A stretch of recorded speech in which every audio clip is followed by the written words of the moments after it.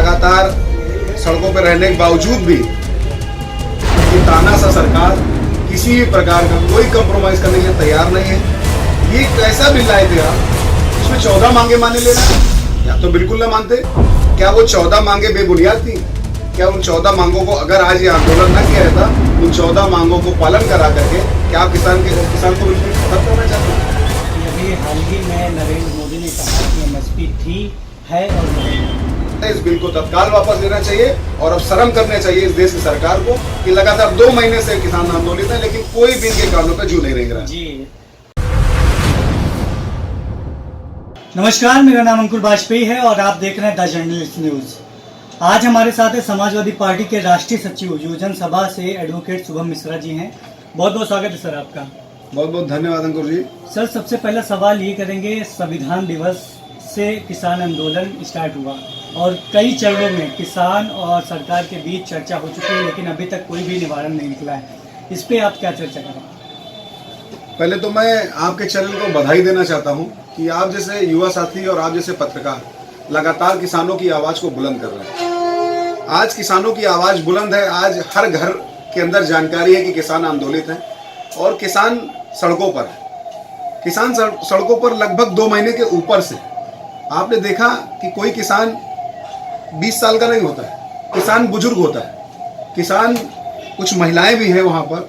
आप लगातार देख रहे हैं कि वो लोग ऐसी ठंडक में, कड़ाके की ठंडक में, जब अपने वहाँ यूपी का तापमान 7 डिग्री 6 डिग्री रहा, उस कड़ाके की ठंड में किसान अपनी मांगों को लेकर के सड़कों पर रहे। लगातार सड़कों पर रहने के बावजूद भी ये तानाशाह सरकार किसी भी प्रकार का कोई कंप्रोमाइज करने के लिए तैयार नहीं है।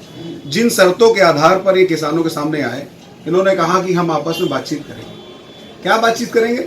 17 मांगों को लेकर किसानों ने अपनी आवाज उठाई थी। 17 मांगों में उन्होंने कहा कि हम 14 मांगे मान लेंगे। ये कैसा बिल लाए थे आप कि उसमें 14 मांगे माने ले रहे हैं आप, या तो बिल्कुल ना मानते। क्या वो 14 मांगे बेबुनियाद थी? क्या उन 14 मांगों को अगर आज ये आंदोलन न किया जाता, उन 14 मांगों को पालन करा करके क्या आप किसान को बिल्कुल खत्म करना चाहते हैं? किसान इस देश का भविष्य है।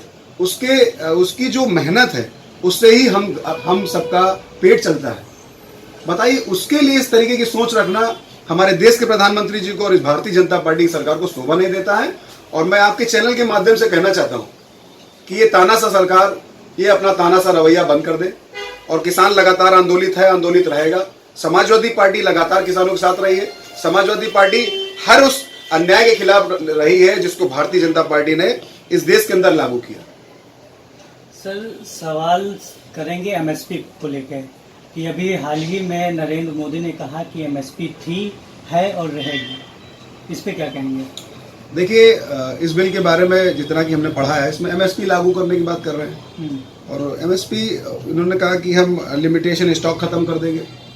लिमिटेशन स्टॉक खत्म करने की बात कर रहे हैं, काला बाजारी करने की बात कर रहे हैं। लिमिटेशन स्टॉक का मतलब ये था कि जैसा कि आपको जानकारी होगी कि एक समय होता है कि प्याज के दाम बढ़ जाते हैं, एक समय होता है आलू के दाम बढ़ जाते हैं। तो इन्होंने कहा कि हम लिमिटेशन स्टॉक का जो भी पैटर्न है वो खत्म कर देंगे। इसका मतलब क्या है? इसका मतलब आप ये चाहते हो कि लिमिटेशन स्टॉक खत्म करके जो भी प्राइवेट कंपनियों को आप ये किसानों की जमीनें और किसानों का अनाज देने जा रहे हैं, वो अपने पास रखेंगे।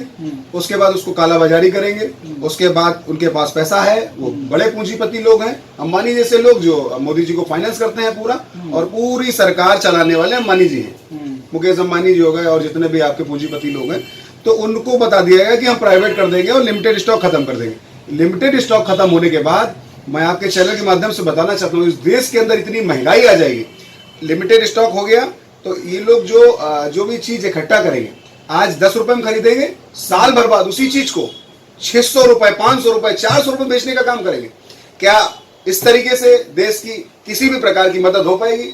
ये बहुत ही निहायती गलत है। इस बिल को तत्काल वापस लेना चाहिए और अब शर्म करने चाहिए इस देश की सरकार को कि लगातार 2 महीने से किसान आंदोलित है, लेकिन कोई भी इनके कानों पर जू नहीं रेंग रहा। जी अच्छा, सवाल ये भी है निजीकरण को लेकर कि जितने भी सरकारी संस्थान थी वो धीरे धीरे प्राइवेट की ओर बढ़ती जा रही है।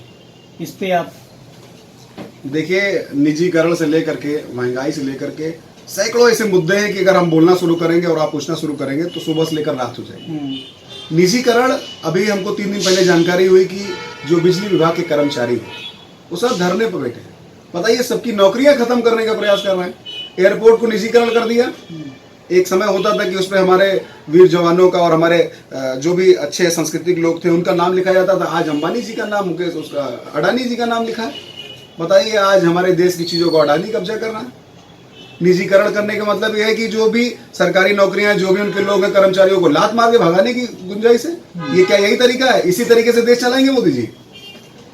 योजन सभा में आज राष्ट्रीय सचिव भी हैं और साथ साथ अधिवक्ता भी हैं।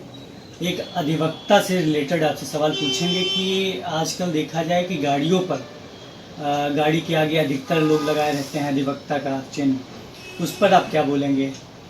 देखिए, अधिवक्ता एक सम्मानित स्थान है और अधिवक्ता एक सम्मानित पोजीशन होती है समाज के अंदर। अधिवक्ता वो होता है जो एक आम जनमानस को न्याय दिलाने का काम, न्यायपालिका के पास ले जाने का काम करता है।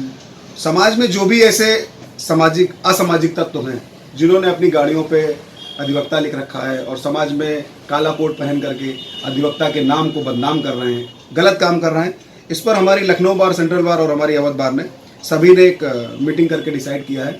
और हमारे लखनऊ बार के अध्यक्ष आदरणीय जी एन शुक्ला चच्चू जी ने, अजीत दीक्षित जी ने, वरिष्ठ उपाध्यक्ष हैं, सभी ने बात करी। कमिश्नर साहब को हमारे बार की तरफ से चिट्ठी भी दी गई है।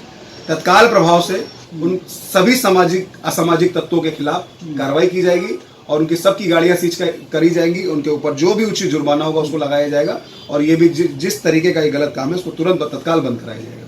बहुत बहुत धन्यवाद आपका। बहुत बहुत धन्यवाद। हमारे साथ थे समाजवादी पार्टी के राष्ट्रीय सचिव एडवोकेट शुभम मिश्रा जी, और फिर अगले मुद्दे पर आएंगे अगले इंटरव्यू के साथ। तब तक के लिए बहुत बहुत शुक्रिया, बहुत बहुत धन्यवाद।